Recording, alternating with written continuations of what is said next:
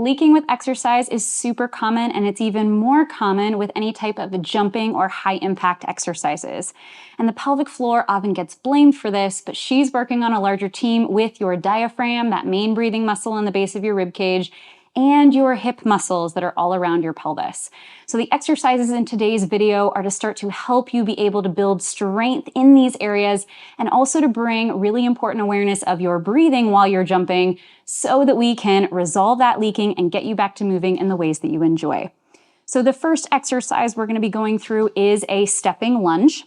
So I'm going to start here in this way with my feet together.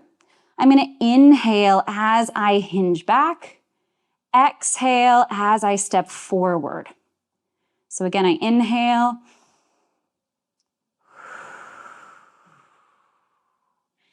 As I go back, I inhale.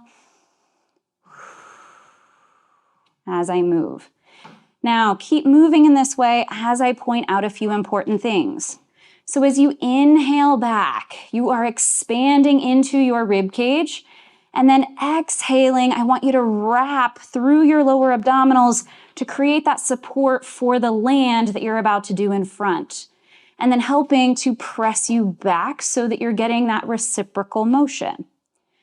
As we do this, we are helping to connect that lower abdominal team with our pelvic floor to create support underneath, while we increase the challenge of loading through the moving leg. One more here.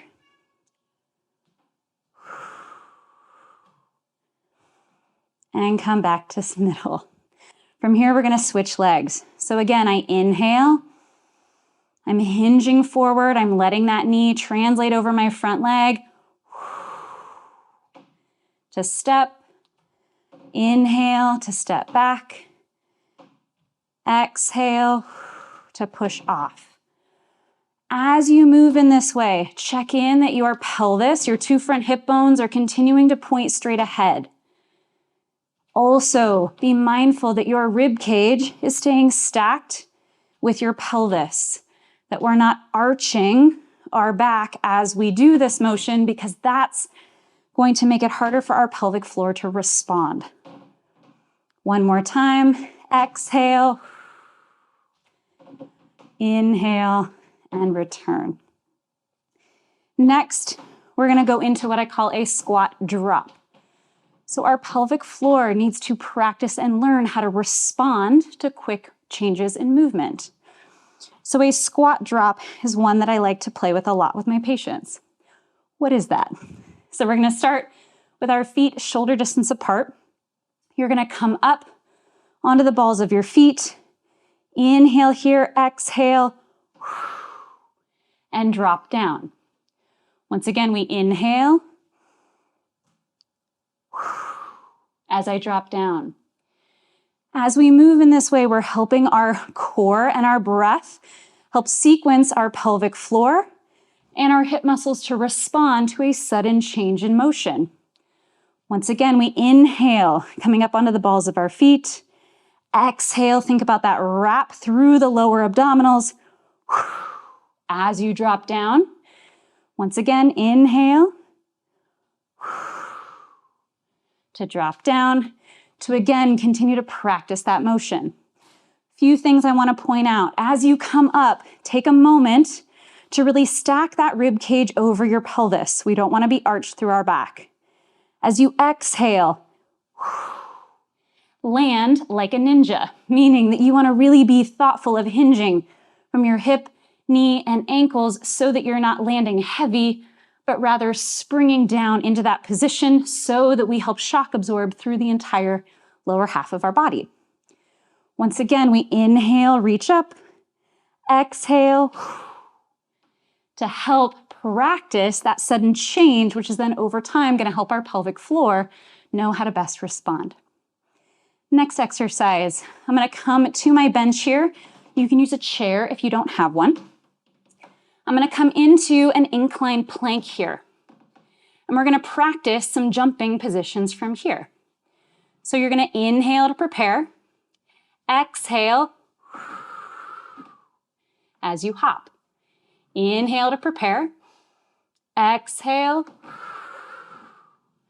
through the hop. Keep moving in this way as I point out a few things. It's really important to make sure that your spine stays long rather than rounding as you jump. If we round, that places a lot of downward pressure onto the pelvic floor and often creates more leaking. Think about the sternum, the front of your rib cage, floating forward to keep your spine long as you jump so that that position will be more optimal. Also, really use your breath, your exhale, to wrap those front hip bones just before and through the hop to help your lower abdominals and your pelvic floor learn how to sequence together for impact. Once again, we inhale to prepare, exhale to come back in. If this is really difficult for you, you can start with just really small hops at first. And then as you get stronger and more coordinated, then you can start to increase the width of your legs for an increased challenge. The last exercise we're going to do is helping to work towards jumping jacks. This is one that so many of my patients complain about having leaking with. So once again, we need to practice it so that our pelvic floor, our hip muscles, and our breathing can all coordinate well together.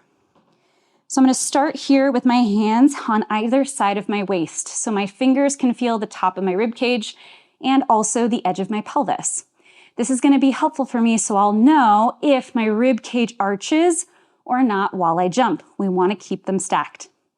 Once again, we're going to start with our breathing. So we inhale to prepare, exhale, and bring it together.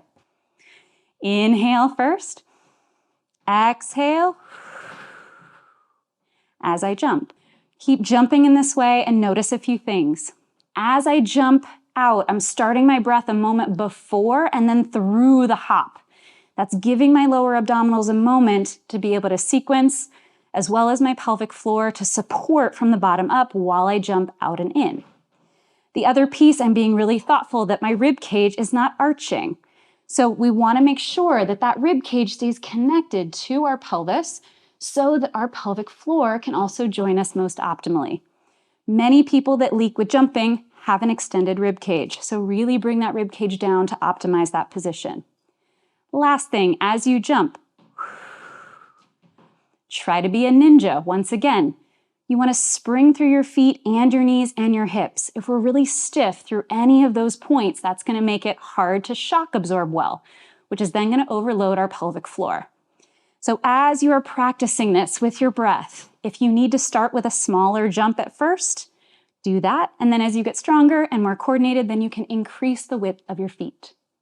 So I hope that these exercises give you some helpful tools to use to practice for your breathing, your hip muscles, and your pelvic floor to be more successful with jumping activities and exercise, to get rid of that leaking so you can move well and often.